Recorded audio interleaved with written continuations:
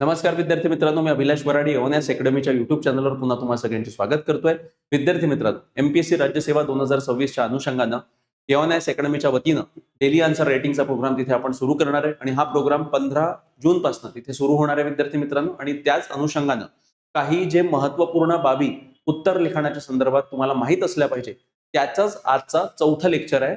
याच्या आधीचे 3 lecture already मी बनवलेले आहेत. ज्यांनी कोणी ते व्हिडिओ बघितले नसतील ते सगळे उत्तर लिखाणा संदर्भात आहे बरं का.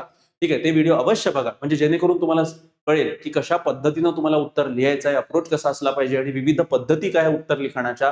या सगळ्या बाबी मी याच्या आधीच्या जे 3 व्हिडिओ बनवले आहेत त्यामध्ये मी सांगितलेले आहे. तर डिस्क्रिप्शन मध्ये लिंक दिलेली आहे, तिथून तुम्ही बघू शकता. आणि आज त्या सिरीजचं चौथं लेक्चर आहे विद्यार्थी मित्रांनो. यामध्ये आपण प्रामुख्यानं काय बघणार आहे तर उत्तर लिखाणासाठी आवश्यक असलेली जी थॉट प्रोसेस आपण म्हणतो किंवा वैचारिक क्षमता जी विकसित तुम्हाला करायची असते ती कशी विकसित करावी, त्याचा अप्रोच कसा असला पाहिजे, जेणेकरून कोणत्याही प्रकारचा जर प्रश्न तुम्हाला आयोगाने तिथं विचारला मुख्य परीक्षेमध्ये तर तुम्ही त्याला सामोरे जाऊ शकले पाहिजे. तर असा विचार करण्याची क्षमता कशी विकसित करावी तेच मी तुम्हाला इथे सांगणार आहे. आणि मी फक्त इथे तुम्हाला भाषण देणार नाही, तर सरळ मी आजच्या पेपरचे काही कटआउट्स आणले आहे. आजच्या पेपरमधल्या काही ज्या घडामोडी महत्वपूर्ण आहेत त्या मी आणलेल्या आहेत, त्याच्यावर आपण डिस्कस करू, त्याच्यावर आपण विचार करू. आणि या माध्यमातून मी तुम्हाला सांगणार आहे की थॉट प्रोसेस कशी विकसित करावी. आणि ही थॉट प्रोसेस का बरं आवश्यक आहे विद्यार्थी मित्रांनो, कारण हे लक्षात ठेवा, आपण आतापर्यंत तुमची पूर्व परीक्षेचा जर तुम्ही तयारी केली असेल आणि पूर्व परीक्षा तुमची निघत जरी असेल तर तुम्हाला वाटेल की नाही सर ही स्ट्रॅटेजी, म्हणजे पूर्व परीक्षेमध्ये आपण काय करतो, जास्त करून फॅक्ट्स, फिगर्स, आकडेवारी वगैरे वगैरे आपण लक्षात ठेवतो आणि त्याच्या आधारावर आपण मुख्य पूर्व परीक्षेला सामोरे जातो. तर ती स्ट्रॅटेजी इथेही काम करते, पण इथे तुम्हाला वैचारिक क्षमता तुमची असली पाहिजे. म्हणजे काय, तुम्हाला तुमचं मत मांडावं लागतं. तर तुम्हाला जेव्हा तुमचं मत मांडावं लागतं तर तुम्हाला ते तुमच्या शब्दात लिहायचं आहे आणि कोणत्या गोष्टी तुम्हाला लिहायच्या आणि कोणत्या गोष्टी तुम्हाला नाही लिहायच्या हे देखील तुम्हाला कळलं पाहिजे. ठीक आहे, मी याच्या आधी सांगितलंय की पूर्व परीक्षेचा जो काही तुम्ही अभ्यास केलेला आहे त्याचा वापर तुम्हाला मुख्यमध्ये होणारच आहे, त्याचा फायदा देखील होणार आहे. पण तुमच्याकडे आता कसं इन्फॉर्मेशन ओव्हरलोड आहे, तुम्ही आतापर्यंत खूप फॅक्च्युअल डेटा वाचलेला आहे आणि त्याच्यातला कोणता नेमका डेटा तुम्हाला त्या उत्तर लिखाणात करायचा आहे, या सगळ्या बाबी तुम्हाला कळणं फार आवश्यक आहे. आणि त्यासाठीच थॉट प्रोसेस डेव्हलपमेंट आवश्यक आहे. ठीक आहे, तर ही थॉट प्रोसेस डेव्हलपमेंट कशी विकसित करावी, तर पहिले मी तुम्हाला 1-2 नियम सांगणार आहे विद्यार्थी मित्रांनो, की मला वाटतं की जर तुम्ही नवीन विद्यार्थी असू द्या किंवा तुम्ही जुने विद्यार्थी असू द्या, नवीन विद्यार्थी म्हणजे ज्याचा पहिला अटेम्प्ट असेल किंवा जे विद्यार्थी ऑलरेडी ज्यांनी मुख्य परीक्षा दिली अशा विद्यार्थ्यांनी देखील काय करायला पाहिजे, तर थॉट प्रोसेस डेव्हलपमेंटसाठी पहिला नियम काय विद्यार्थी मित्रांनो, की पहिला नियम आहे तुम्ही दररोज न्यूजपेपर चाळा, ऍटलीस्ट चाळा. डिटेलमध्ये नाही वाचला तरी चालेल, कारण आता तुम्ही म्हणाल की सर 4च महिने उरलेले आहे आणि या 4 महिन्यात तुम्ही म्हणताय की पेपर वाचा, पण तुम्ही पेपर चाळला पाहिजे. आणि पेपर मधल्या ज्या महत्वपूर्ण न्यूज आहे किंवा महत्वपूर्ण आर्टिकल आहे म्हणजे संपादकीय, ते तुम्ही 1-2 वाचायलाच पाहिजे. आणि मला तरी वाटतं की सध्या परिस्थितीत तुम्ही जो न्यूजपेपर आहे त्या न्यूजपेपरला तुम्ही जो वेळ दिला पाहिजे तो दिला पाहिजे जवळपास अर्धा तास. ठीक आहे, अर्ध्या तासात तुम्ही पेपरला चाळू शकता आणि त्या पेपरमधल्या ज्या महत्वपूर्ण बाबी आहेत त्या तुम्ही तिथे अंडरलाईन किंवा अधोरेखित करू शकता. आता एवढं जर तुम्ही केलं तर त्यामधला पूर्ण जेव्हा आपण न्यूजपेपर चाळतो किंवा न्यूजपेपर आपण ओव्हरलुक करतो त्याच्यातली एखादी बातमी अशी असते की ज्याच्यावर आपण विचार करू शकतो. ठीक आहे, आणि जेव्हा अशी एखादी न्यूज तुम्हाला सापडली किंवा मागच्या 1 वर्षातली अशी काही न्यूज तुम्ही करंट अफेअर मॅगझिन मध्ये वाचलेली आहे किंवा तुमच्या आधीच्या प्रिलिम्सच्या प्रिपरेशनच्या दरम्यान तुमच्या नजरेस आलेली आहे, असा काही मुद्दा जर तुमच्याकडे असेल तर मग तो मुद्दा काय करा, तो मुद्दा तुम्ही स्वतः डिस्कशनसाठी घ्या. स्वतःसोबत, बरं, कोणासोबत डिस्कशन करायचं नाही तुम्हाला. तर इथे तुम्हाला काय करायचं की दिवसाचा आतापासून दिवसाचा तुम्हाला अर्धा तास म्हणजे 30 ते 40 मिनिटं तुम्हाला एकांतात बसायचं आहे. काहीच करायचं नाही, ना तुमच्याकडे नोट्स असले पाहिजे, ना तुमचा मित्र तुमच्या सोबत असला पाहिजे, मोबाईल नाही, हेडफोन नाही, काहीच नाही. निवांत बसा आणि फक्त अर्ध्या तासात त्या स्पेसिफिक मुद्द्याला घेऊन, म्हणजे जो मुद्दा तुम्ही न्यूजपेपरमध्ये वाचला असेल किंवा याआधी आलेला असेल तो मुद्दा स्पेसिफिक तुम्ही घ्या आणि स्वतः विचार मंथन करा. स्वतः विचार करा की त्याचे विविध पैलू काय आहेत, विविध डायमेन्शन्स काय आहेत. कालच्या व्हिडिओमध्ये म्हणजे पार्ट 3 मध्ये ऑलरेडी मी सांगितलेलं आहे की मल्टी डायमेन्शनल अप्रोचच्या आधारावर तुम्हाला उत्तर लिहायचं आहे. म्हणजे एकाच टॉपिकचे विविध आयाम काय आहेत या आधारावर तुम्हाला उत्तर जर तुम्ही लिहिलं तर त्याच्यात तुम्हाला ऍडिशनल मार्क मिळतात.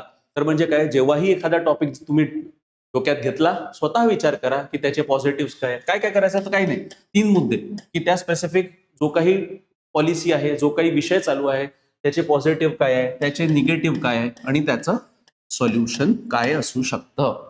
ठीक आहे, किंवा त्याच्या समर्थनार्थ कोणते मुद्दे आहे, विरोधातले कोणते मुद्दे आहे, चॅलेंजेस कोणते आहे, सोल्युशन काय, म्हणजे अशा पद्धतीनं तुम्हाला विचार करायचा आहे. उदाहरणार्थ एक उदाहरण देतो मी तुम्हाला की आता लाडकी बहीण योजना, कोणती बहीण, लाडकी बहीण योजना, ही आता चर्चेत होती. का बरं चर्चेत होती? कारण सगळ्यांना माहित आहे की आता रिसेंटली महाराष्ट्र शासनानं जे 80 लाख लाभार्थी होते लाडकी बहीण योजनेअंतर्गत, त्यांना आता काय केलंय, त्यांना बाहेरचा रस्ता दाखवलाय. का बरं? कारण ते इनएलिजिबल होते, म्हणजे त्यांच्याकडे जे काही निकष होते त्या निकषात ते बसत नव्हते, म्हणून 80 लाख महिला पुरुष वगैरे जे काही होते सगळ्यांना काय केलंय, लाडकी बहीण योजनेतून हकलण्यात आलाय. हा बरं बरं काय लक्षात ठेवा, पुरुष देखील होते. 14,000 पुरुषांनी लाडकी बहीण योजनेचा लाभ घेतलेला आहे. आता ही योजना आली, आता याच्यावर तुम्हाला प्रश्न येऊ शकतो की सांगा बा, क्रिटिकली अनालाइज लाडकी बहीण योजना, सखोल विश्लेषण करा.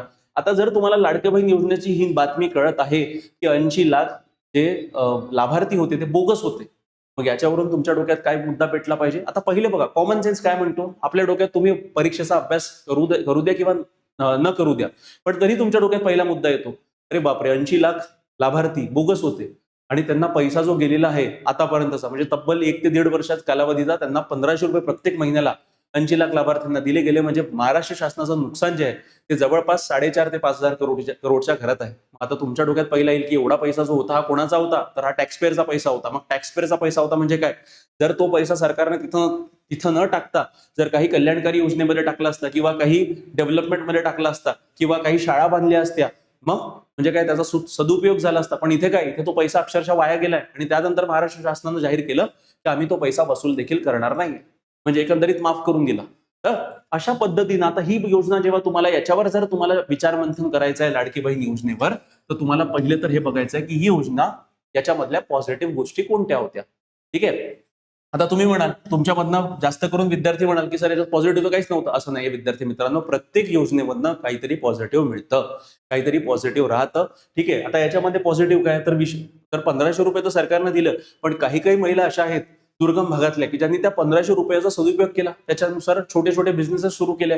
मग काही काही महिलांनी बचत गट सुरू केलं.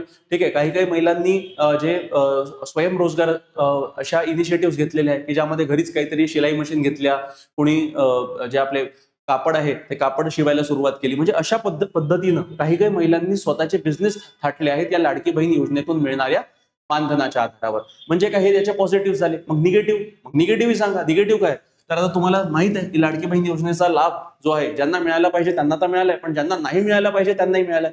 इव्हन या लाडकी बहीण योजनेच्या माध्यमातून विविध जे सरकारी पदावर असलेल्या महिला आहेत त्यांनी देखील याचा लाभ घेतलेला आहे.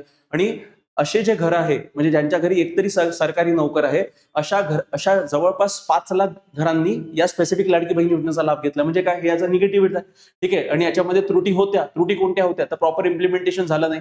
ठीक आहे, आणि जे काही निकष त्यांनी टाकलेले होते ते निकष यांनी न तपासता सरसकट सगळ्यांना काय दिलं, या योजनेचा लाभ दिला. म्हणजे ह्याचे निगेटिव्ह आहेत. आणि निगेटिव्ह देखील तुम्हाला माहित आहे की जेव्हा इलेक्शनच्या पहिले अशा योजना येतात आणि इलेक्शन असल्यामुळे सरकार कोणत्याही प्रकारचे जे निकष तिथे ठेवले जातात ते काही तपासत नाही आणि सरसकट सगळ्यांना ही योजना तिथे पुरवल्या गेली. हा सर्वात मोठी त्रुटी, याचे निगेटिव्ह पॉईंट्स आहेत. आणि काय, एक प्रकारचा लाडकी बहीण योजनेअंतर्गत एवढ्या मोठ्या प्रमाणावर जो पैसा तिथे दिला जातोय, हा पैसा काय आहे, तर एक प्रकारे आपली जी महाराष्ट्र शासनाच्या किंवा आपल्या राज्याचा जो काही आर्थिक घडी आहे ती विस्कटीत होण्याचा फार मोठा धोका अशा प्रकारचा फ्रीबीज याला इंग्रजीमध्ये फ्रीबीज म्हणतात, म्हणजे फुकटात दिल्या जाणारे पैसे. आणि बघा, फुकटात दिल्या जाण्यामुळे काही प्रकारचा तिथे लाभ जर शासनाला मिळत असेल तर ठीक आहे, पण जर काही लाभ होतच नसेल तर तो एक निगेटिव्ह अँगल आला. म्हणजे काय, तर याच्यामुळे प्रोडक्टिव्ह खर्च नाही आहे ना. प्रोडक्टिव्ह खर्च म्हणजे कसा, की जर शासनाने तिथे 100 करोड लावले तर त्याच्यातून जर काही आउटपुट येत असेल तर योग्य आहे. ठीक आहे, तो खर्च आपण योग्य समजू, पण त्याच्यातून आउटपुट जर 0 येत असेल तर मग काय, तो अयोग्य खर्च असतो. म्हणजे हे याचे निगेटिव्ह झाले. मग निगेटिव्ह जेव्हा सांगत असाल तर मग काय करा, सोल्युशनचा विचार करा की ठीक आहे, सरकारने सपोज आता लाडकी बहीण योजना जर काढली नसती तर काय करायला पाहिजे होतं. आता महिलांचा प्रॉब्लेम तर आहे. ठीक आहे, महिलांना आर्थिक स्वायत्तता नसते, मग त्या बाबीसाठी सरकारनं काय करायला पाहिजे होतं, सरकारने अशी काही स्किल्स रिलेटेड योजना काढायला पाहिजे होती आणि महिलांना स्किल्स द्यायला पाहिजे होते. ठीक आहे, आणि ज्या स्किल्सच्या माध्यमातून जर महिलांना इतर ठिकाणी जे जॉब्स आहेत ते जॉब अवेलेबल करून द्यायला पाहिजे होते. म्हणजे काय, तर हे 1500 रुपये फुकटात देण्यापेक्षा जर त्याच महिलांना सरकारने रोजगार करण्याजोगं जर बनवलं असतं, ते स्किल्स दिले असते आणि त्याच्या आधारावर जर महिलांना तिथे रोजगार अवेलेबल करून दिले असते तर आज त्या महिलांना परमनंट रोजगार असता आणि जे काही पैसा त्यांना मिळत असता त्या जॉब करून त्याचा फायदा देशाच्या अर्थव्यवस्थेला, महाराष्ट्राच्या अर्थव्यवस्थेला देखील होणार होता. पण असं काही झालं नाही. म्हणजे काय, तर सरकार जर पैसा खर्च करत असेल तर त्या पैशातनं आउटपुट आलं पाहिजे, हे लक्षात ठेवा. प्रोडक्टिव्ह खर्च झाला पाहिजे, अनप्रोडक्टिव्ह खर्च होता कामा नये. काहीतरी फुकटात द्यायचे म्हणून सगळ्यांना देऊ आणि नंतर काय, तर आपली स्वतःची अर्थव्यवस्था डबघाईला येऊन जाईल अशा प्रकारची कंडिशन सध्या परिस्थितीत महाराष्ट्र असू द्या भारताची झालेली आहे. म्हणून ह्या ज्या काही फ्रीबीज आहे, म्हणजे फुकटात दिले जाणारे जे पैसे आहेत किंवा या योजना आहेत या थांबल्या पाहिजे, या रेग्युलेट झाल्या पाहिजे, आणि ज्यांना खरी गरज आहे त्यांना तुम्ही द्या ना, पण ज्यांना गरज नाहीच आहे त्यांना का बरं? तर अशा पद्धतीनं तुम्हाला असा विचार करायचा विद्यार्थी मित्र. तर यालाच म्हणतात थॉट प्रोसेस डेव्हलपमेंट. म्हणजे एखादी योजना घ्यायची, एखादी स्कीम घ्यायची, एखादी काही न्यूज घ्यायची, जसं आता आपण बघणारच आहे, आणि त्याच्यावर अर्धा तास किमान 30 ते 40 मिनिटं विचारमंथन करायचं, स्वतःलाच प्रश्न विचारायचे किंवा हे असं करणं योग्य आहे का, मग त्याचे पॉझिटिव्ह काय आहे, मग त्याचे निगेटिव्ह काय आहे. जर तुम्हाला मग जर तुमच्या डोक्यात येणारच आहे कल्पना, पण जर तुमच्या डोक्यात जर येत नसतील तर मग ते अर्धा तास झाल्यानंतर स्वतः मोबाईल घ्या, इंटरनेटवर सर्च करा की याचे पॉझिटिव्ह काय, याचे निगेटिव्ह काय, मग तुम्हाला आपोआप उत्तर तिथे मिळून जाईल. अशा पद्धतीनं दिवसाला तुम्हाला प्रत्येक दिवशी 30 ते 40 मिनिटं द्यायचेच आहे, आणि फक्त विचार करायचा, बाकी दुसरं काहीच करायचं नाही, कोणासोबत बोलायचं नाही, चर्चा नाही करायची, काही नाही करायची. ठीक आहे, एवढं जरी तुम्ही केलं विद्यार्थी मित्रांनो, तरी तुमची हळूहळू करत करत वैचारिक क्षमता वाढायला लागेल, आणि ही वैचारिक क्षमता वाढायला किमान तुम्हाला 3 ते 4 महिने लागणार आहे. हे बघा, आता जर तुम्ही करत असाल, आता याच्या आधी केलं नसेल तर आतापासून करा, किमान 2 ते 3 महिन्यात ही वाढू शकते, पण ही याच्यामध्ये कन्सिस्टन्सी ठेवावी लागेल. तुम्ही जर कन्सिस्टंट राहणार नाही तर अगेन आउटपुट येणार नाही. आणि मी गॅरंटी देतो, अशा पद्धतीनं मी स्वतः ही स्ट्रॅटेजी वापरली आहे, आणि मला माझ्या सरांनी सांगितली होती, आणि तुम्ही देखील ही स्ट्रॅटेजी वापरली, तुम्हाला देखील तुमच्या थॉट प्रोसेसमध्ये तिथे बदल अनुभवायला मिळेल. तुम्हालाही कळेल की नाही, 2 महिन्याआधी मी काहीतरी भलताच विचार करायचो, पण आता माझी विचार करण्याची पद्धत बदलली आहे. आणि हीच विचार करण्याची पद्धत विद्यार्थी मित्रांनो, जेव्हा तुम्ही आत्मसात करता आणि जेव्हा तुम्ही उत्तर लिखाणाला जाता किंवा ऍक्च्युअल पेपरमध्ये जाता, मग तेव्हा तुम्हाला रिअलाइज होतं की नाही, माझ्या डोक्यात असे आयडियाज आहेत, तिथे मी ही कल्पना अशा पद्धतीनं मी उत्तर लिहू शकतो. कारण बघा, पुष्कळ भ्रम असतात पेपरला जाण्यापूर्वी. कोणत्या पेपरला? मुख्य परीक्षेला जाण्यापूर्वी, की सर मी एवढा अभ्यास केला, मला तो आठवेल. काही आठवत नाही विद्यार्थी मित्रांनो. ज्या काही गोष्टी तुम्ही आत्मसात केल्या, ज्या काही गोष्टी तुम्ही विकसित केल्या स्वतःहून, म्हणजे या थॉट प्रोसेस डेव्हलपमेंट वगैरे, याच गोष्टी तिथे तुमच्या उत्तर लिखाणात येतात. म्हणजे आठवत नाही म्हणजे असं काय आठवत नाही, तुम्ही म्हणाल की एक्झॅक्टली जसं मी वाचलंय तसंच मला आठवलं पाहिजे, असं होणार नाही. पण तुम्हाला तिथे काय अप्लाय करायचं आहे, काय लिहायचं आहे, हे तुम्हाला समजायला पाहिजे. म्हणूनच ही वैचारिक क्षमता विकसित करणं काळाची गरज आहे. तर ही जी एक्सरसाइज मी तुम्हाला सांगितली आहे, की दिवसातून अर्धा तास काढा, किमान अर्धा तास काढा, आणि निवांत बसा, आणि कोणताही टॉपिक घ्यायचा, विचार करायचा, त्याचे विविध पैलू अनुभवायचे, स्वतः विचार करायचा, आणि त्याच्या आधारावर मग स्वतःचं विश्लेषण वाढवायचं. आणि मग नंतर तुम्ही करू शकता की लगेच अर्धा तास झाला रे झाला, मग लिहून काढा. ज्या गोष्टी तुम्ही विचार केल्या त्या लिहून काढा, आणि त्या तुमच्या नोट्स बनतील. म्हणजे असे स्वतःच्या शब्दातले तुमचे नोट्स तिथे तयार राहतील. ठीक आहे, असं जर तुम्ही केलं विद्यार्थी मित्रांनो, तर तुम्हाला कशामध्ये? उत्तर लिखाणामध्ये खूप मोठी तिथे मदत मिळणार आहे. आता बघा, आजचा म्हणजे 10 तारखेचा आजचा पेपर आहे लोकसत्ताचा, त्याच्यातली एक बातमी आहे, पहिल्याच पानावरची पहिली बातमी आहे, आणि तुम्ही देखील वाचलेली असेल. काय आहे? महामुंबईचा विकास विस्तार. ठीक आहे, आता विकास तर होतोय, ठीक आहे, आणि विकास विस्तार होतोय कशा? तर घोडबंदर मार्गावर बोगदा, उन्नत पूल, नवी मुंबई मेट्रोचे विस्तारित जाळे. म्हणजे आता जनरली जी आपली भारताची आर्थिक राजधानी आहे आणि महाराष्ट्राची राजधानी जी आहे मुंबई शहर, या मुंबई शहरामध्ये आता इन्फ्रास्ट्रक्चर जे आहे, ठीक आहे, ज्या पायाभूत सुविधा आहेत त्यामध्ये आमूलाग्र तिथे बदल होताना दिसत आहे. आणि त्याच्याच आधारावर ही पहिली बातमी तिथे आहे की महामुंबईचा आता विकास विस्तार होणार आहे. म्हणजे काय? तर आता इन्फ्रास्ट्रक्चर मोठ्या प्रमाणावर वाढणार आहे, की जेणेकरून जे नागरिक त्या शहरामध्ये राहतात त्या नागरिकांना त्या ट्रान्सपोर्टेशनच्या सुविधा आहे त्या त्यांना तिथे मिळाल्या पाहिजे. त्याचा एक मेन उद्देश आहे. आता बघा, अशी जेव्हा बातमी आपल्याला येते, तर एकदा आपण बातमीचं अवलोकन केलं, आपल्याला कळलं की नाही बा, आता भुयारी बोगदा होतोय, मग पूल बांधल्या जात आहेत, मग मेट्रोचं जाळं तिथं विस्तारत आहे. आता अशा पद्धतीनं जेव्हा न्यूज आली, तर पहिला प्रश्न आपल्या डोक्यात आला पाहिजे की तुम्हा सगळ्यांना माहित आहे की यावर्षी उन्हाळा खूप मोठ्या प्रमाणावर, टेम्परेचर संपूर्ण महाराष्ट्रभरात खूप जास्त होतं विद्यार्थी मित्रांनो. म्हणजे जिथे टेम्परेचर जनरली 40च्या घरात असतं, ते तिथे टेम्परेचर 45-46 पर्यंत गेलेलं आहे, आणि विदर्भामध्ये तर अख्खं टेम्परेचर 47-48 त्याच्यापर्यंत देखील गेलेलं आहे. म्हणजे एकंदरीत काय, तर हे जे सगळं क्लायमेट चेंज होतोय, आणि त्या क्लायमेट चेंजचा इम्पॅक्ट मुख्यत्वे महाराष्ट्राच्या विविध शहरांवर तिथे बघायला मिळतोय. याचं प्रमुख कारण काय, की विकास तर आहेच, पण विकास आवश्यक आहे, पण कशा पद्धतीचा विकास? तर आपल्याला सस्टेनेबल डेव्हलपमेंट पाहिजे, म्हणजे शाश्वत विकास पाहिजे. तर मग ही न्यूज वाचून आपल्या डोक्यात पहिला प्रश्न आला पाहिजे की काय आपण शाश्वत विकास करतोय का? तर उत्तर तुम्हालाच मिळेल की शाश्वत विकास म्हणजे काय? असा विकास की ज्यामुळे आपली आजची गरज पूर्ण होईल आणि येणाऱ्या आपली जी पिढी आहे ती देखील गरज पूर्ण होईल, अशा प्रकारचा विकास आपण करतोय का? तर उत्तर आहे नाही. का बरं? कारण आपल्याला दिसतंय की आपले जे काही प्रमुख शहर आहे, मग नागपूर असू द्या, मुंबई असू द्या, छत्रपती संभाजीनगर असू द्या, पुणे असू द्या, या सगळ्या शहरांमध्ये कॉन्क्रीटचं जंगल उभं राहतंय. आणि या कॉन्क्रीटच्या जंगलमुळे काय होतंय विद्यार्थी मित्रांनो? कॉन्क्रीट काय करतं? हीट ऍब्झॉर्ब करून ठेवतं, आणि याच्यामुळे अजून उष्णता या स्पेसिफिक शहरांमध्ये मोठ्या प्रमाणावर वाढलेली आहे, आणि म्हणून टेम्परेचर आपल्याला जास्त प्रमाणावर दिसतात. आणि हे पहिलं कारण झालं, म्हणजे सिमेंटचा अति वापर होतोय. प्रत्येक ठिकाणी सिमेंटचा वापर केला जातोय, रोड बनवताना सिमेंटचा वापर होतोय, घर बांधताना सिमेंटचा वापर होतोय, आणि जे जंगल आहे, शहरामध्ये असलेले जे गार्डन्स आहे, जे हिरवळ आहे, जे ग्रीनरी आहे, ती हळूहळू करत करत काय होत आहे, लोप पावत आहे, ती नष्ट होतोय. आणि जर असंच होत राहिलं तर अजून याच्यानंतर कदाचितरी आता 47 पर्यंत गेला, येणाऱ्या काळात 50 पर्यंतही जाऊ शकतं. मग आपल्या डोक्यात अशी न्यूज वाचल्यानंतर पहिला प्रश्न आला पाहिजे की महाराष्ट्रामध्ये हा जो काही विकास होतो आहे, हा विकास सस्टेनेबल आहे का, ज्यालाच आपण शाश्वत विकास म्हणतो, हा शाश्वत आहे का? उत्तर नाही मिळेल. ठीक आहे, आता मग काय केलं पाहिजे? आता शाश्वत विकास तर होत नाही, आणि का बरं होत नाही तर सांगा. की ज्या पद्धतीनं तापमान आता वाढलेलं आहे, ज्या पद्धतीनं हे अर्बन हीट आयलँड इफेक्ट होतोय. अर्बन हीट आयलँड इफेक्ट म्हणजे काय?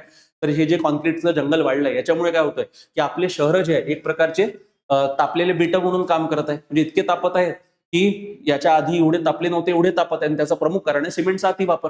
तर हे अर्बन हीट आयलँड इफेक्ट असू द्या, म्हणजे हे निगेटिव्ह इम्पॅक्ट आपल्याला दिसत आहे. मग त्यामुळे तिसरा अजून मुद्दा काय होतोय की सिमेंटचे रोड बांधले जात आहेत जागोजागी, आणि या सिमेंटचे रोड काय करतात, जेव्हाही पाऊस पडतो तर पावसाचं जे पाणी झिरपायला पाहिजे जमिनीत, ते पाणी झिरपत नाहीये, आणि त्यामुळे जी पाण्याची पातळी आहे जमिनीतली दिवसेंदिवस कमी होत चाललेली आहे. म्हणजे हे काय झाले, हे याच्या प्रॉब्लेम झाले. म्हणजे जो विकास ज्या पद्धतीनं व्हायला पाहिजे त्या पद्धतीने जर विकास झाला नाही, किंवा सस्टेनेबल विकास झाला नाही, तर त्याचे परिणाम हे आपण बघितले. मग त्याच्यानंतर बघा की याच्यावर तोडगा काय? मग तोडगा काय? तर सस्टेनेबल डेव्हलपमेंटवर आपण काम करायला पाहिजे. आपण जिथे आवश्यकता असेल तिथे तुम्ही सिमेंटचे रस्ते बांधा, पण जिथे आवश्यकता नाहीये तिथे तुम्ही डांबराचे रस्ते बघा ना. तिथे तुम्ही डांबराचे रस्ते बांधा, आणि त्याच्या अवतीभोवती तुम्ही काय तर खुल्या जमिनी सोडा, की जेणेकरून त्याच्यामध्ये जर पावसाचं पाणी पडलं तर ते पावसाचं पाणी झिरपलं पाहिजे. प्रत्येक शहरामध्ये काय असला पाहिजे, हीट ऍक्शन प्लॅन असला पाहिजे. ठीक आहे, जर तापमान वाढत आहे तर हीट ऍक्शन प्लॅन असला पाहिजे. तिसरं, ग्रीनरी वाढवण्यासाठी प्रयत्न केले पाहिजे. जी काही झाडांची तोड होत आहे, वृक्ष तोड होत आहे, ती वृक्षतोड थांबवायला पाहिजे प्रायोरिटीवर. आणि जर तुम्हाला डेव्हलपमेंट करायचंच आहे, विकास करायचा आहे, तर तुम्ही काय करू शकता, तर तुम्ही ते जे वाढलेलं झाड आहे, ज्याला जे 50-60 वर्ष जुनं झाड आहे, त्या झाडाला कापून तुम्ही म्हणताय मी एक छोटंसं झाड लावतोय, तर तुम्हाला हे फरक तिथे कळेल की एक छोटंसं झाड लावून आणि एक मोठं 50-100 वर्ष जुनं झाड तोडणं, तर याच्यापैकी काय योग्य आहे? तर जे काही 100 वर्ष जुनं झाड आहे विद्यार्थी मित्रांनो, त्याला जतन करणं फार आवश्यक आहे. जर मग तुम्हाला डेव्हलपमेंट करायचं असेल आणि तुमच्याकडे काहीच पर्याय नाही, मग तुम्ही ते अख्खं झाड दुसरीकडे शिफ्ट करू शकता. आणि तशाही मशीन्स मार्केटमध्ये आलेल्या आहेत, आणि आपल्याकडे पैशाची कमतरता नाहीये. मग सरकारने काय करायला पाहिजे, ते झाडं तोडण्याच्या ऐवजी ते झाडं इतर ठिकाणी विस्थापित करायला पाहिजे. एवढं जरी केलं, म्हणजे हे काय आहे, तर हे असे सोल्युशन्स मी तुम्हाला सांगत आहे की ज्या पद्धतीत म्हणजे विकासही होणार, होत राहील, आणि सोबत सोबत आपण पर्यावरणाचं संवर्धन करू, म्हणजे आपण सस्टेनेबल डेव्हलपमेंट करू. म्हणजे अशा प्रकारची विचार प्रक्रिया तुम्हाला तिथे डेव्हलप करायची. ठीक आहे, तर हे झालं. हे अशा पद्धतीनं जेव्हा तुम्ही या न्यूजला बघता, तेव्हा तुमचा वैचारिक क्षमता विकसित होते. आणि याच्यामध्ये बघा अशी काही न्यूज आल्या तर सरळ आपल्याला मग सरकारच्या कोणत्या योजना रे वा, मग काय करत आहे सरकार, मग तेही तुम्हाला इथे जर आठवत असेल तर तुम्ही त्याचाही विचार करा की सरकारने काय केलं. मग जागोजागी तिथे वृक्ष लागवडीचे कार्यक्रम घेतले जात आहेत. ठीक आहे, मग वृक्ष लागवडीचे जेव्हा कार्यक्रम घेतले जात आहेत, पण ऍट द सेम टाइम जे मोठे 100, 200, 300 वर्ष झाडे आहे, जुनी झाडे आहे, ती कापले जात आहेत. मग याचा अर्थ आहे का, याचा समतोल बसतोय का? म्हणजे लॉजिकल गोष्ट आहे ना. तुम्ही जर एखादं छोटंसं झाड तिथे लावाल, ठीक आहे, एक छोटंसं झाड लावाल आणि एक मोठं 100-200 वर्ष जुनं झाड जर कापाल, तर फरक तिथे आपल्याला दिसून येतो. म्हणजे एवढा कॉमन सेन्स तर आपल्यामध्ये असला पाहिजे. तर मग त्याच्यावर सोल्युशन्स काय, मग ते काढा. ठीक आहे, जसं मी सांगितलं की आपल्या इकडे ज्या बिल्डिंगच्या डिझाईन्स असतात त्या सुद्धा विचित्र पद्धतीनं बांधल्या जातात. आपल्याकडे बाहेर बिल्डिंगच्या काय मोठे मोठे काच लावले जातात. ठीक आहे, आता ते काचांचा कन्सेप्ट आला कुठून, तर पाश्चिमात्य देशातून आला, युरोपमधून आला. अरे पण युरोपमध्ये थंडी पडते, थंडी पडल्यामुळे तिथे काचांची आवश्यकता आहे. पण आपल्या देशात काचांची काय आवश्यकता आहे, म्हणजे काय, तर बिल्डिंग कन्स्ट्रक्शन कोड असला पाहिजे. म्हणजे बिल्डिंग कशा पद्धतीनं बांधायला पाहिजे याचं देखील सरकारने नियमन करणं आवश्यक आहे बरं. कारण ज्या पद्धतीनं गरमी वाढत आहे, जर असंच प्रकारे जर अनरेग्युलेटेड पद्धतीनं बिल्डिंग तिथे वाढत राहिल्या आणि प्रत्येक बिल्डिंगनं आपल्या बाहेर काचा उभारले, तर काय होईल, अरे तर त्या बिल्डिंग मधलं टेम्परेचर वाढणारच आहे. आणि त्या बिल्डिंग मधलं जर टेम्परेचर वाढलं तर त्या बिल्डिंगमध्ये एसीची गरज लागणारच आहे. आणि एसीची गरज लागणार आहे म्हणजे कुलिंग व्यवस्था आली. कुलिंग व्यवस्थेचा अजून खर्च जास्त, अजून त्याचा पर्यावरणावर दुष्परिणाम अधिक. म्हणजे निगेटिव्ह इम्पॅक्ट कसे होतात, म्हणजे एक गोष्ट दुसऱ्या गोष्टीवर फेकल्या जाईल, दुसरी गोष्ट तिसऱ्या गोष्टीवर फेकल्या जाईल, आणि असंच जर चालू राहिलं तर मग डिस्ट्रक्शन होईल. म्हणून असे जेव्हा गोष्टी तुमच्या पुढे येतात तेव्हा तुम्ही या सगळ्या गोष्टींचा विचार करणं आवश्यक आहे. ठीक आहे, मग असा तुम्हाला काय करायचा आहे, विचार करायचा आहे. तर ठीक आहे, भुयारी मार्ग वगैरे बांधला जातं, ठीक आहे, पण हे भुयारी मार्ग बांधताना त्याचा पर्यावरणावर निगेटिव्ह इम्पॅक्ट नाही होणार याची काळजी सरकारने घेणं आवश्यक आहे. ठीक आहे, मग हे सोल्युशन्स तुमचे असले पाहिजे की विकास आवश्यक आहे, विकासाला कोणीच विरोध करत नाहीये, पण विकास कसा असला पाहिजे, विकास शाश्वत असला पाहिजे.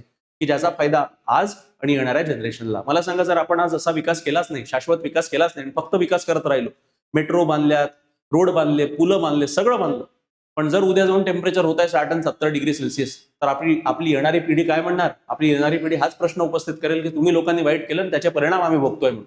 म्हणजे काय, तर त्यांचं जीवन नरक होऊन जाईल. म्हणून अशा प्रकारचा विकास आपल्याला नकोय. म्हणजे ह्या कॉमन गोष्टी आपल्या डोक्यात येतात. ठीक आहे, तुम्ही स्वतः विचार करा की उद्या जाऊन जर तुमचं लग्न झालं, तुम्हाला मुलगा झाला, काही झाला, मग कसं बिल बा? ठीक आहे, आज आज मी एवढं टेम्परेचर सहन करतोय, उद्या त्याला कदाचित तरी टेम्परेचर 60-70 पर्यंत जाऊ शकतं, मग तो काय विचार करेल? म्हणजे यालाच आपण सस्टेनेबल डेव्हलपमेंटच्या अँगलनी बघितलं पाहिजे. तर असा तुम्हाला काय करायचं विद्यार्थी मित्रांनो, अशी न्यूज आली तर तुम्हाला असा तिथं विचार करणं तुमच्याकडनं अपेक्षित आहे. त्यानंतर दुसरी न्यूज बघा, हे देखील आजच्याच पेपरमध्ये आलेलं आहे. काय आहे? गडचिरोलीतील खाणी हत्तींच्या मुळावर. अगेन हा सुद्धा विकासाला जोडलेला टॉपिक आहे. ठीक आहे, आता हा विकासाला सुद्धा जोडलेला टॉपिक आहे. डेव्हलपमेंट, एकीकडे डेव्हलपमेंट आणि दुसरीकडे पर्यावरण संवर्धन आहे. ठीक आहे, एकीकडे काय आहे?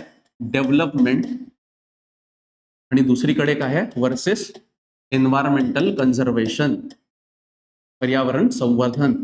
आणि दुसरं काय? तर दुसरं आपण म्हणू शकतो की आता एक तर हा विषय झाला आणि आता हत्ती आहे. आता हे हत्तींचे कळप पहिले छत्तीसगड ओडिसामध्ये होते, ओडिसातून छत्तीसगडमध्ये आले, छत्तीसगडमधून महाराष्ट्रात गडचिरोली झाले, आता गडचिरोलीतून हे कळप जात आहे चंद्रपूरला.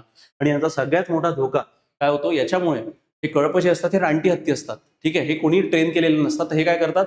माणूस दिसला किंवा घर दिसले तर त्यांचं नासधूस करतात. तर अशा परिस्थितीत मॅन एनिमल कॉन्फ्लिक्ट हा नवीन एक वाद इथं आता वाढतोय. कोणता कॉन्फ्लिक्ट? Man animal conflict. आणि याच्यावर तुम्हाला मुख्य परीक्षेमध्ये डेफिनेटली यावर्षी एक प्रश्न येणारच आहे विद्यार्थी मित्रांनो. त्याचं कारण तुम्हाला सांगतोय, चंद्रपूर मधलीच एक घटना तुम्हाला जर माहित असेल तर एका वाघिणीने 4 बायांना तिथे मारलं आणि त्या वाघिणीला मग अटक करण्यात आली. पण इश्यू तोच आहे की असे मॅन एनिमल कॉन्फ्लिक्ट वाढत आहे आणि मुख्यत्वे हे हत्ती जे आहे, हत्ती आणि माणसांमधला संघर्ष देखील दिवसांदिवस तिथं वाढताना दिसतोय विद्यार्थी मित्रांनो. ठीक आहे, तर मानव वन्यजीव संघर्ष हा टॉपिक लक्षात ठेवा. यावर डेफिनेटली एक प्रश्न या 2026च्या मुख्य परीक्षेमध्ये विचारला जाणारच आहे. आता जेव्हा अशी बातमी तुम्ही वाचता विद्यार्थी मित्रांनो, काय गडचिरोलीतील खाणी हत्तीच्या मुळावर, म्हणजे तुम्हाला दिसत आहे की गडचिरोलीत मोठ्या प्रमाणावर जी वृक्षतोड होतोय आणि त्या वृक्षतोडीमुळे ज्या खाणी बनवल्या जात आहे तिथं, आणि त्याच्यामुळे त्या पर्यावरणावर जे विपरीत परिणाम होत आहे. कारण अल्टिमेटली नैसर्गिक अधिवास जो आहे हत्तींचा तो काय? जंगल आहे. आणि जर जंगलच हद्दपार केले, म्हणजे जंगल जर आपण तोडले, तर मग त्यांचा नैसर्गिक अधिवास जो आहे तो धोक्यात येतो. आणि नैसर्गिक अधिवासच्या शोधात ते काय करतात? गडचिरोलीतून आता कुठे चालले? चंद्रपूरमध्ये चालले. आणि मग चंद्रपुरात जर अजून जर जंगल तोड, वृक्षतोड झाली, तर मग अजून ते चंद्रपुरातून खाली तेलंगणात जातील. म्हणजे अशा पद्धतीनं दिवसेंदिवस काय होत आहे ना, तर हे जे वन्य प्राणी आहे यांचा जो नैसर्गिक अधिवास आहे, यांचं जे घर आहे, यांचं घर काय? तर जंगल आहे, तेच नष्ट होत आहे. आणि जर यांचं घर जर नष्ट होत आहे, ते कुठे जाणार आहे? हे शहरात येणारच आहे, हे गावात जाणारच आहे आणि हे विध्वंस घालणारच आहे. याच्यासाठी सर्वस्वी जबाबदार कोण आहे? तो माणूस आहे. आता हे काय? हे विचार आहे, हे विचार आपल्याला करावे लागतील. तो अजूनपर्यंत केला नसेल तर यालाच म्हणतात थॉट प्रोसेस डेव्हलपमेंट. तुम्ही स्वतः विचार करा ना, जर तुमच्या घरातून काढून टाकलं, ठीक आहे, तुमच्या घरातून काढून टाकलं, तुमच्या शहरातून काढून टाकलं, तुम्ही दुसऱ्या शहरात जाणारच ना. म्हणजे तशा प्रकारचा कन्सेप्ट आहे. जर तुम्ही त्यांचे घर जर तुम्ही डिस्ट्रॉय केलेले आहे, त्यांचं जंगल जर तुम्ही तिथे डिस्ट्रॉय करत आहे, डेफिनेटली ते कुठे जाणार आहे? ते शहरात येणारच आहे, ते गावात येणारच आहे आणि ते विध्वंस करणारच आहे. म्हणून त्यांची काही चुकी नाही. फक्त काय मेन काय? तर यालाच म्हणतात मॅन एनिमल कॉन्फ्लिक्ट. मग हे का बरं होतोय, म्हणजे याचे कारण काय आहे हे तपासा. ठीक आहे, कारण काय आहे? तर अनरेग्युलेटेड डेव्हलपमेंट चालू आहे. म्हणजे कशा प्रकार विकास आवश्यक आहे, पण कसा विकास चालू आहे? अनरेग्युलेटेड. म्हणजे काही विचार न करता तिथे खाणी बनवल्या जात आहे, काही विचार न करता तिथे इन्फ्रास्ट्रक्चर क्रिएट केलं जात आहे. ठीक आहे, पण हा विचार केला जात नाही की त्याचा पर्यावरणावर कसा दुष्परिणाम होणार आहे. या सगळ्या बाबींचा काही विचार होत नाही. म्हणजे पहिलं कारण हे. दुसरं कारण आपण काय म्हणू शकतो की सरकारचं धोरण तर आहे, सरकारच्या पॉलिसीज तर आहे, पण त्या पॉलिसीज इम्प्लिमेंटेशन प्रॉपर पद्धतीनं होत नाही. अंमलबजावणी न झाल्यामुळे असे प्रसंग तिथे उद्भवतात. तिसरं काय? तर तिसरं आहे, सिंपल गोष्ट आहे की यांचे जे जंगल जो नैसर्गिक अधिवास आहे हत्तींचा, तो जर नष्ट होत आहे तर अल्टिमेटली ते बाहेर जाणारच आहे. ठीक आहे, म्हणजे जंगल वाचवणं देखील काळाची गरज आहे. आणि चौथं म्हणजे काय? तर यांचे जे कॉरिडॉर्स असतात, म्हणजे एका जंगलातून दुसऱ्या जंगलात जायला जी छोटीशी पट्टी असते त्याला कॉरिडॉर म्हणतात. ते नैसर्गिक कॉरिडॉर, ठीक आहे, त्याला एलिफंट कॉरिडॉर म्हणतात, ते देखील नष्ट होत आहेत. आणि जर असं कॉरिडॉर जर नष्ट झाले तर मग काय होईल? त्यांची संख्या एकाच जंगलात वाढून जाईल आणि एका जंगलात जर एका लिमिटच्या वरती हत्ती झाले तर मग ते हैदोस करणारच आहे किंवा ते गोंधळ घालणारच आहे. आणि त्यामुळे कदाचित तरी कोणत्या माणसाला तिथे त्याला जीव सुद्धा गमावल्या जाऊ शकतो. म्हणजे अशी देखील परिस्थिती उद्भवते. हे निगेटिव्ह पॉईंट. मग पॉझिटिव्ह पॉईंट काय? कारणे तर झाली. कारणानंतर मग सांगा किंवा स्पेसिफिकली काय करायला पाहिजे सरकारनं मग याच्यावर. ठीक आहे, आता सरकारने काय मॅन एनिमल कॉन्फ्लिक्ट कमी करायचं तर जंगलतोड कमी करा, वृक्षतोड कमी करा, की जेणेकरून त्यांचा नैसर्गिक अधिवास तो टिकला पाहिजे. आणि दोन जंगलामधलं जे कनेक्शन आहे ज्याला एलिफंट कॉरिडॉर म्हणतात, ते एलिफंट कॉरिडॉर त्यांना मेंटेन करणं आवश्यक आहे, की जर एका जंगलामध्ये हत्तींची संख्या जास्त झाली तर ते दुसऱ्या जंगलामध्ये जाऊ शकतात. अशा पद्धतीचं नियोजन तिथं असलं पाहिजे. ठीक आहे. मग त्यामध्ये काही प्रणाली तिथे वापरली पाहिजे, एआयचा वापर केला पाहिजे, की जेणेकरून जर हत्तीचा कळप येत असेल तर लोकांना, त्या भागातल्या लोकांना मेसेज जाईल, अलर्ट मेसेज जाईल की या भागात येऊ नका कारण इथे हत्तीचा कळप येतोय म्हणून. ठीक आहे. म्हणजे अशा प्रकारची काय अलर्ट सिस्टीम असली पाहिजे. आणि आता पुष्कळ वेळ असंही होतं की हे हत्तीचे कळप काय करतात, हे शेतात जातात आणि शेतात नासधूस करतात. मग शेतात नाही केले पाहिजे. मग त्यासाठी सुद्धा काही वॉर्निंग सिस्टीम असली पाहिजे, की जेणेकरून जर हत्ती तिथे गेला तर ती वॉर्निंग सिस्टीम वाजेल आणि त्याच्या माध्यमातून हत्ती तिथून पळून जातील. म्हणजे अशा पद्धतीनं आपण काय करू शकतो, हत्तीचं देखील संवर्धन करू शकतो आणि जे त्या भागात राहणारे जे शेतकरी आहे, जे मजूर वर्ग आहे, त्यांचं देखील जीवाचं रक्षण आणि शेतीचं रक्षण होऊ शकतं. म्हणजे याला म्हणतात बॅलन्स अप्रोच. तुम्हाला असं नाही म्हणायचं आहे की नाही पूर्ण विकास बंद करा आणि फक्त हत्तीचं संवर्धन करा, असं पॉसिबल नाही विद्यार्थी मित्रांनो. म्हणून आपलं बॅलन्स कन्क्लुजन असलं पाहिजे की ठीक आहे विकास करायचा आहे ना, पण सोबत म्हणजे आता हे एवढं लक्षात ठेवा की माणूस आणि प्राणी हे दोन्ही काही आताच पहिल्यांदा राहत नाहीये, हे वर्षानुवर्षे आपण सोबतच राहत आलेलो. पण आता प्रॉब्लेम का बरं येत आहे, कारण यांचा जो नैसर्गिक अधिवास आहे हत्तींचा तो संपत चाललाय. मग त्याला संवर्धन करणं, त्याचं म्हणजे जंगलाचं संवर्धन करणं काळाची गरज आहे. आणि त्यासोबतच आपल्याला काय करायचंय, आपल्याला जे त्या भागात राहणारे लोक आहेत त्यांचा देखील जीव वाचवायचा आहे आणि त्यांचं देखील जे इकॉनॉमिक आउटपुट ज्याच्यातून येते, ज्यांना आर्थिक फायदा ज्या गोष्टीतून होतो जसं शेती, त्याला सुद्धा आपल्याला काय करायचं आहे, प्रिझर्व्ह करायचं आहे. एवढा विचार तुम्हाला या एका टॉपिक वरून तिथे करता आला पाहिजे. म्हणजे अशा पद्धतीनं काय करायचंय तुम्हाला विचार करायचा आहे. तिसरी न्यूज कोणती आहे तर बघा, इथे मोसमी पावसाची वाटचाल संथ गतीनं. आता अगेन तुमच्या डोक्यात पहिलं काय आलं पाहिजे की मोसमी पाऊस म्हणजे काय. जर तुम्ही नवीन असाल तर मोसमी पाऊस म्हणजे काय, जर तुम्ही ऑलरेडी 2-3 वर्षापासून अभ्यास करत असाल तर मोसमी पाऊस तुम्हाला माहिती आहे, मान्सून म्हणतात त्याला. काय म्हणतात, मान्सून. ठीक आहे. मान्सून मध्ये काय होते तर मान्सून मध्ये change in direction of wind, तर जे हवेची दिशा असते ती बदलते आणि त्यालाच आपण मान्सून म्हणतो. तर या बेसिक गोष्टी आल्या. मग काय, मोसमी पावसाची वाटचाल संथ गतीनं. आता तुम्हाला माहिती आहे विद्यार्थी मित्रांनो, तुम्ही याआधी देखील न्यूज वाचली असेल की यावर्षी भारतात जो मान्सूनचा पाऊस आहे असं म्हटलं जात आहे की तो मोठ्या प्रमाणावर कमी पडणार आहे. ठीक आहे. आणि किती मोठ्या प्रमाणावर, तर मागच्या 10 ते 15 वर्षातला सर्वात कमी पाऊस यावर्षी होणार आहे. आणि त्याच्यासाठी एक कारण दिलं जात आहे ते म्हणजे एल निनो. आणि हा जो एल निनो आहे, या एल निनो मध्ये काय होतं, हा मग तुमच्या डोक्यात असे रिलेशन्स बनले पाहिजे. मग एल निनो म्हणजे काय, हा मी जॉग्राफीमध्ये वाचलंय. मग जॉग्राफीमध्ये वाचलाय तर एल निनोचा कन्सेप्ट काय, तुम्हाला एवढं जरी माहित असेल की एल निनो मध्ये जे पॅसिफिक ओशन म्हणजे पेरू जवळचं जे ओशन असतं त्याचं टेम्परेचर 1 डिग्री सेल्सिअसनं वाढतं आणि त्यामुळे तिथं एल निनो होतो. आणि जेव्हाही एल निनो जगावर येतो तेव्हा त्यामुळे भारतामध्ये पाऊस कमी पडतो. ठीक आहे. आणि या वर्षीचा जो एल निनो आहे तो कसा आहे, सुपर एल निनो आहे. म्हणजे टेम्परेचर जे आहे ते कदाचित तरी 2 ते 3 डिग्री सेल्सिअस वाढणार आहे तिथलं, आणि त्यामुळे भारताच्या मान्सूनवर त्याचे निगेटिव्ह इम्पॅक्ट होणार आहे. मग दुसरा टॉपिक तुमच्या डोक्यात काय यायला पाहिजे, अरे वा मान्सून तर आहे, मान्सूनवर कोणत्या गोष्टीचा प्रभाव होतो हे तुम्हाला सुचलं पाहिजे. ठीक आहे. म्हणजे कोणत्या कोणत्या गोष्टींनी आपला मान्सून प्रभावित होऊ शकतो या बाबी. मग पहिली बाबी असेल, दुसरी जसं एल निनो सांगितलं. ठीक आहे.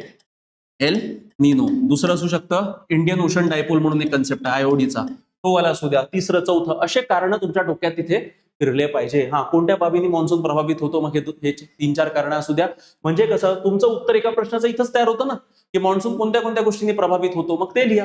आणि स्पेसिफिकली संत गतीने आता जी वाढ होत आहे, तर कोणत्या दिवशी मान्सून महाराष्ट्रात येतो, काय येतो, हे जनरली तुम्हाला माहित असलं पाहिजे. पण ते जनरली उत्तर लिखाणात तुम्हाला विचारत नाही कोणी, पण माहित असणं आवश्यक आहे. ठीक आहे. मग हे असे न्यूज वाचताना तुम्ही स्पेसिफिकली या गोष्टी लक्षात ठेवा की मान्सून काय आहे, मान्सून कशामुळे येतो. ठीक आहे. त्याच्यामध्ये तिसरं की मान्सूनवर कोणत्या गोष्टी प्रभाव टाकतात. तर असाच म्हणजे ही एक साधी न्यूज वाचून आपल्या डोक्यात एवढ्या सगळ्या गोष्टींचा विचार आला पाहिजे. यालाच म्हणतात थॉट प्रोसेस डेव्हलपमेंट. बघा, आता अभ्यास जो करायचा विद्यार्थी मित्रांनो उत्तर लिखाणासाठी, तो अशा पद्धतीनं करायचा आहे. आतापर्यंत जर तुम्ही म्हणाल की नाही सर प्रत्येक गोष्ट मला पुस्तकातून मिळाली पाहिजे, मला मॅगझिन मधून मिळाली पाहिजे, बनवलेल्या मॅगझिन मधून, अशा गोष्टी तिथून मिळत नाही विद्यार्थी मित्र. परत सांगतोय. ठीक आहे. तुम्हाला जर थॉट प्रोसेस डेव्हलपमेंट करायची आहे, वैचारिक क्षमता वाढवायची असेल तर न्यूजपेपर वाचणं आवश्यक आहे. म्हणून म्हणतोय किमान अर्धा तास वाचा, पण वाचा आणि त्याच्यातल्या महत्वाच्या बाबी ज्या आहेत त्या तपासून घ्या आणि त्याच्यावर विचार करा. आणि दिवसातनं अर्धा तास तुम्हाला अशा प्रोसेसला द्यायचाच आहे. जो देईल तो पुढे जाईल, जो देणार नाही तो पुढे जाणार नाही. परत सांगतोय. ठीक आहे. तुम्हाला वाटत असेल नाही सर आम्ही प्रिलिम्सच्या पहिले तर आम्ही पूर्ण मॅगझिन आम्ही 5 वेळा 10 वेळा वाचली आणि आम्ही गेलो आणि आमचं निघालं. पण इथे तसं चालत नाही. इथे तुम्ही कितीही मॅगझिन वाचा, काहीही करा, पण प्रश्न ज्या पद्धतीने येतात त्या पद्धतीनं जो डेटा तुम्हाला तिथे टाकावा लागतो, ज्या गोष्टी तुम्हाला टाकाव्या लागतात, तर बेसिकली तुम्ही जो काही विचार केला असतो त्या अनुषंगाने तुम्हाला तुमचे मुद्दे मांडावे लागतात, तुमचं मत मांडावं लागतं, तुमचे ओपिनियन द्यावे लागतात. कारण हा उत्तर लिखाण करायचा इथं, तर तुम्हाला ओपिनियन देणं आवश्यक आहे. आणि तुम्हाला उत्तर कसं लिहायचं आहे, तर साधं उत्तर लिहायचं नाहीये. मी तुम्हाला याच्या आधीचा तिसरं सेशन जे आहे त्यामध्ये तुम्हाला मी सखोल पद्धतीनं सांगितलं आहे की आपल्याला जे उत्तर लिखाण करायचे आहे ते कसं करायचं आहे, विश्लेषणात्मक उत्तर लिखाण करायचं आहे. ठीक आहे, अॅनालिटिकल आन्सर रायटिंग करायची आहे, त्याच्यामध्ये विविध पैलू मांडायचे आणि ते सगळं करायला ही प्रोसेस आवश्यक आहे. की जो व्यक्ती करेल, जो विद्यार्थी करेल, त्याच्यासाठी आन्सर रायटिंग फार सोपं जाईल आणि त्याचे मार्क देखील इतरांपेक्षा चांगले असतील.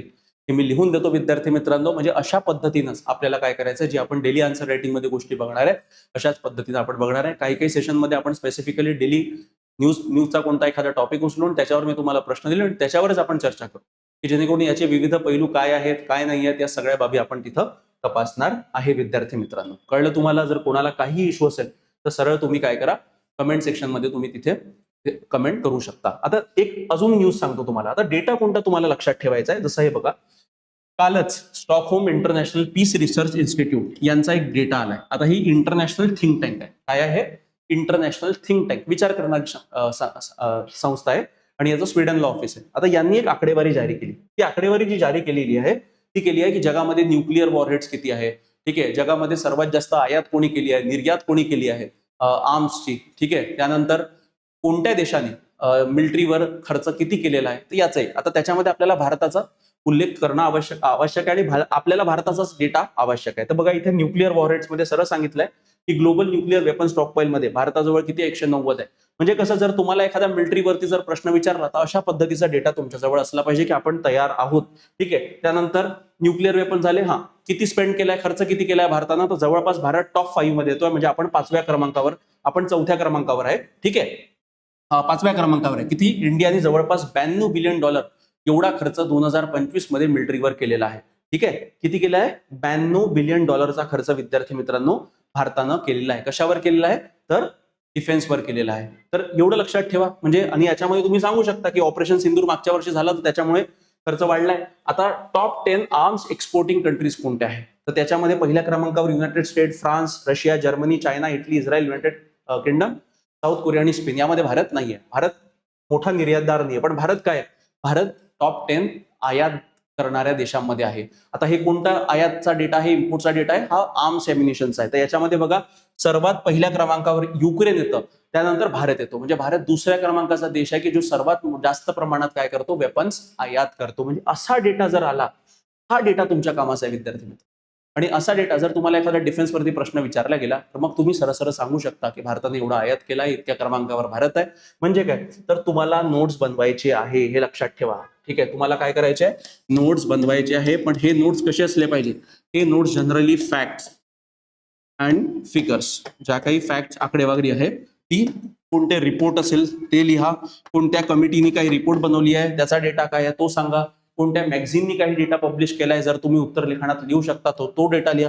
म्हणजे अशा रिपोर्ट्स, फॅक्ट्स अँड फिगर्स फक्त याचे तुम्ही काय करा, नोट्स बनवा. आणि हे नोट्स तुमचे पेपरमधनं बनतात. आणि काही नाही, फक्त एक लाईन मध्ये एक टॉपिकचे नोट्स आले पाहिजे. म्हणजे फक्त डेटा लिहा की जेणेकरून तो डेटा तुम्ही उत्तर लिखाणात टाकू शकले पाहिजे. असे नोट्स तुम्हाला आता बनवायचे आहे. उगाच तुम्ही त्या पूर्ण गावभरचे नोट्स बनवत राहू नका. एवढे जरी केलं तरीही पुरे आहे. कळलं का तुम्हाला? आणि हे तुमचे न्यूजपेपर मधनं किंवा तुम्ही काही मॅगझिन वाचत असाल त्याच्यातलं कोणती आकडेवारी तुम्हाला वाटत असेल की नाही हिचा वापर मी करू शकतो, तर डेफिनेटली तशी आकडेवारी तुम्ही वेगळी लिहून ठेवा. त्याची एक रजिस्टर बनवा. 100 पानाचं बनवलं तरी चालेल. म्हणजे काय, GS1चं वेगळं, GS2चं वेगळं, GS3चं वेगळं, GS4 तर इथिक्सच आहे. तर या GS1, 2, 3 यांचे 3 वेगवेगळे एक 100 पानाचे रजिस्टर बनवा. ठीक आहे, आणि त्याच्यावर तो डेटा जो आहे तो टॉपिक वाईज तिथे काढून ठेवा. म्हणजे तेवढं जरी केलं तर तुम्हाला त्या टॉपिकवर प्रश्न आला तर सरळ तुम्ही ती वही बघू शकता. ही आकडेवारी माझ्याकडे आहे, ही आकडेवारी मी इथे लिहिणार आहे. म्हणजे कसं, आपल्याकडे एक फ्रेमवर्क तयार राहतं. एक फ्रेमवर्क तयार राहिलं तर तुम्हाला कळतं की इंट्रोडक्शन करायला तुम्हाला वेळेची बचत तिथे तुमची होते. कारण प्रत्येक प्रश्न जेव्हा आला त्याचं इंट्रोडक्शन काय करावं हाच विचार पहिले विद्यार्थी करतो. जर तुमचं ते ऑलरेडी तयार असेल या डेटा वगैरेच्या माध्यमातून तर सरळ तुम्ही ते प्रश्नामध्ये टाकू शकता. म्हणजे अशा पद्धतीनं काय करायचं विद्यार्थी मित्रांनो, तुम्हाला वैचारिक क्षमता वाढवायची. अशा पद्धतीनं तुम्हाला बेसिक जे नोट्स आहे फॅक्ट्स अँड फिगर्सचे ते तुम्हाला बनवायचे आहे. तर हे झालं आजच्या व्हिडिओमधलं. जर तुम्हाला उत्तर लिखाणासंदर्भात काही डाऊट असेल, कोणत्याही तुमच्या त्रुट्या असतील किंवा काही तुम्ही काही तुम्हाला प्रत्येक विद्यार्थ्याला काही काही विचित्र डाऊट असतात, ते जर असेल तर सरळ तुम्ही मोबाईल फोन उचला आणि मला माझ्या वैयक्तिक नंबरवर 8806242059 वर डायरेक्ट कॉल करा. अगेन मी सांगतोय की मी स्वतः तुमच्यासाठी काय घेऊन येतोय, तर मुख्य परीक्षा 2026च्या अनुषंगाने डेली आन्सर रायटिंग प्रोग्राम मी स्वतः घेऊन येतोय. आणि या प्रोग्राम अंतर्गत आपण काय करणार आहे, तर या प्रोग्राम अंतर्गत आपण डेली आन्सर रायटिंग करणार आहे. आणि हा प्रोग्राम 15 जून पासून सुरुवात होत आहे. याचे कोणतेही चार्जेस मी आकारत नाही आहे किंवा एओनएस अकॅडमी देखील आकारत नाही. हा फ्री प्रोग्राम आहे. फक्त कोणासाठी आहे, सिरियस ॲस्पायरंटसाठी आहे. जर तुम्ही सिरियस असाल आणि तुम्हाला तर डेली आन्सर रायटिंगची प्रॅक्टिस करायची असेल आणि तुम्हाला वैचारिक क्षमता वाढवायची असेल, थॉट प्रोसेस डेव्हलपमेंटचं तर मी आज पद्धत सांगितली, पण ही पद्धत जोपर्यंत तुम्ही अंमलात आणत नाही, जोपर्यंत तुम्ही उत्तर लिखाण करत नाही, तोपर्यंत ही विकसित होत नाही. म्हणून पेपर वाचता या सगळ्या गोष्टी आज मी जे सांगितल्या त्यासोबत तुम्हाला उत्तर लिखाण करणं आवश्यक आहे. तर बघा, याचा एक आम्ही व्हॉट्सअप ग्रुप तिथे बनवणार आहे. ठीक आहे, सॉरी, टेलिग्रामचा ग्रुप आम्ही एक बनवलेला आहे. त्या टेलिग्रामच्या ग्रुपवर जे सिरियस विद्यार्थी आहेत त्यांना ऍड करण्यात येईल आणि दररोज तिथे प्रश्न दिले जातील. किमान सुरुवातीला 1 किंवा 2 प्रश्न दिले जातील आणि त्या प्रश्नाचं तुम्हाला उत्तर लिहून त्या ग्रुपमध्ये अपलोड करायचं आहे. ते अपलोड केल्यानंतर त्याच्यातलं जे बेस्ट उत्तर आहे ते मी तिथे चेक करून देईल आणि त्यानंतर त्याचा मॉडेल आन्सर टाकेल. म्हणजे तुम्हाला स्वतःला इव्हॅल्युएट करायचं की जे काही उत्तर मी तिथे लिहिलंय ते बरोबर आहे की चुकीचं आहे. आणि त्यानंतर त्याचं डिस्कशन जे आहे ते युट्यूबच्या माध्यमातून तिथे मी घेणार आहे. आणि यामध्ये फक्त जे सिरियस विद्यार्थी आहेत त्यांनाच आम्ही एनरोल करतोय. आता हे सिरियसनेस आम्ही कसं तपासणार, तर ज्या विद्यार्थी किमान 3 दिवस तरी उत्तर लिहितील नाही त्यांना त्या ग्रुपमधून काढून टाकण्यात येणार आहे. म्हणून जे विद्यार्थी त्यांना माहित आहे की नाही त्यांना अटेम्प्ट काढायचाच आहे, त्यांना पोस्ट काढायचीच आहे, त्यांचं हमका सिलेक्शन हवं असेल तर डेफिनेटली तुम्ही हा प्लॅन जो आहे डेली आन्सर रायटिंगचा हा जॉईन करायलाच पाहिजे. पण सिरियस असणं आवश्यक आहे, तेव्हाच तुमचा तिथं रिझल्ट येतो. जर या संदर्भात जर काही माहिती हवी असेल तर अगेन मला माझ्या नंबरवर मेसेज करा, व्हॉट्सअप करा आणि टाका डेली आन्सर रायटिंग प्रोग्राम म्हणून 8806242059. लगेच तुम्हाला मी ग्रुपची लिंक देऊन देईल, मग तिथे तुम्ही जॉईन करू शकता. ठीक आहे, तर विद्यार्थी मित्रांनो, हे आमचं टेलिग्राम चॅनल आहे एओनएस अकॅडमीचं. यावर ज्या काही महत्त्वपूर्ण चालू घडामोडी आहेत त्या आम्ही अपडेट करत असतो. एमपीएससी जे अपडेट्स आहे, बाकी इतर काही अपडेट्स आहेत, ते सगळे अपडेट्स पहिल्यांदा या चॅनलवर पडतात. म्हणून तुम्ही जर आतापर्यंत एओनएस अकॅडमीचा टेलिग्राम चॅनल जॉईन नसेल केलं तर हा व्हिडिओ पॉज करा आणि हा QR कोड स्कॅन करा किंवा डिस्क्रिप्शन मध्ये लिंक दिलेली आहे तिथून देखील तुम्ही डाउनलोड करू शकता. त्यानंतर लक्षात ठेवा विद्यार्थी मित्रांनो, जर तुम्ही काही कारणामुळे तुमची एमपीएससी पूर्व परीक्षा निघत नसेल किंवा जो स्कोर येतोय पूर्व परीक्षेचा जो 95चा जर खाली येत असेल तर तुम्ही 2027 ची प्रिपरेशन आतापासून करायला पाहिजे. आणि त्या अनुषंगानं जे विद्यार्थी त्यांचा किमान 1 अटेम्प्ट झालेला आहे किंवा 2-3 अटेम्प्ट झालेले आहे अशा विद्यार्थ्यांसाठी मी स्वतः मेंटरशिप सेशन बॅच घेऊन येतोय. आणि या बॅचचं नाव अश्वमेध आहे विद्यार्थी मित्रांनो. यामध्ये आम्ही 1-to-1 मेंटरशिप देतोय, म्हणजे पर्सनलाइज लेवल, म्हणजे मी स्वतः तुमच्यासोबत तिथे तुम्हाला मार्गदर्शन करणार आहे, डेली प्लॅनिंग देणार आहे, त्याच्यामध्ये वीकली इव्हॅल्युएशन होणार आहे. म्हणजे प्रत्येक आठवड्यात 1 कॉल माझ्यासोबत तुमचा असेल आणि कसा अभ्यास करायचा, काय करायचं, त्याची पूर्ण प्लॅनिंग, पूर्ण स्ट्रॅटेजी आपण तिथे मी तुमच्याकडनं करून घेणार आहे, लक्षात ठेवा. ठीक आहे, मग यामध्ये मुख्य परीक्षेचा अभ्यास असू द्या, पूर्वचा असू द्या, इंटरव्ह्यूचा असू द्या, सगळ्या गोष्टी याच्यामध्ये इन्क्लुडेड आहे विद्यार्थी मित्रांनो. आणि सध्या अभ्यास कसा करायचा, म्हणजे जे विद्यार्थी ज्यांची पूर्व परीक्षा आता निघत नसेल त्यांनी आतापासून कोणत्या विषयावर भर दिला पाहिजे, काय दिला पाहिजे, त्याचे कारण काय, या सगळ्या बाबी या प्लॅन अंतर्गत आहे. जर तुम्हाला मेंटरशिप प्लॅन देखील जर जॉईन करायचा असेल तर त्याच्यासाठी तुम्हाला 8806242059 मला डायरेक्टली कॉल करा किंवा व्हॉट्सअप देखील तुम्ही करू शकता. माझा नंबर डिस्क्रिप्शन मध्ये दिलेला आहे. पण लक्षात ठेवा, हा प्रोग्राम बिगिनरसाठी नाहीये. म्हणजे जर तुम्ही पहिला अटेम्प्ट देत असाल तर तुमच्यासाठी हा प्रोग्राम नाहीये. आणि जर तुम्ही एमपीएससी राज्यसेवा मुख्य परीक्षेच्या अनुषंगाने इथिक्स विषयाचा जर तुम्हाला अभ्यास करायचा असेल आणि आतापर्यंत काहीच अभ्यास केला नसेल आणि जे क्लिष्ट कन्सेप्ट आहे, म्हणजे एकदम कॉम्प्लेक्स कन्सेप्ट आहे, एकदम सोप्यातल्या सोप्या भाषेत निलेश सरांनी या प्रोग्राममध्ये तिथे कव्हर केलेला आहे. आणि हा प्रोग्राम मराठी आणि इंग्रजी या दोन्ही माध्यमातून अवेलेबल आहे. विद्यार्थी मित्रांनो, जर तुम्हाला इथिक्स संदर्भात बॅच जॉईन करायची असेल तर 9403692940 या विषयावर या नंबरवर कॉल डायरेक्ट तुम्ही निलेश सरांना करू शकता. या अंतर्गत तुम्हाला नोट्स, तुमची आन्सर रायटिंग प्रॅक्टिस, सगळ्या गोष्टी या कोर्स अंतर्गत इथिक्ससह कव्हर केल्या जाणार. आणि जर तुम्ही नवीन विद्यार्थी असाल तर तुमच्यासाठी आमच्याकडे समर्पण बॅच आहे. या बॅच अंतर्गत आम्ही पूर्व परीक्षा, मुख्य परीक्षा आणि इंटरव्ह्यू हे तिन्ही स्टेजेस याच्यामध्ये सखोल पद्धतीनं कव्हर केलेले आहे. यामध्ये answer rating, PYQ analysis, test series, mentorship सगळ्या बाबी कव्हर आहे. हा कोर्स फक्त तुमच्यासाठी 29,999 मध्ये अवेलेबल आहे आणि अर्ली बर्ड ऑफर म्हणून आम्ही 10% डिस्काउंट देतोय. म्हणजे हाच कोर्स तुम्हाला 24,999 मध्ये तिथे अवेलेबल करून दिला जाणार आहे. आणि विद्यार्थी मित्रांनो, हे जे आमचे विविध कोर्सेस आहे हे जर तुम्हाला ऍक्सेस करायचं असेल तर आमचा एओनएस अकॅडमीचा ऍप आहे, त्याची लिंक डिस्क्रिप्शन मध्ये दिलेली आहे. तिथून तुम्ही आमचा ऍप अवश्य जॉईन करा, कारण त्यावर विविध फ्री प्रोग्राम्स देखील आम्ही कंडक्ट केलेले आहे. त्याचा देखील तुम्ही लाभ घेऊ शकता.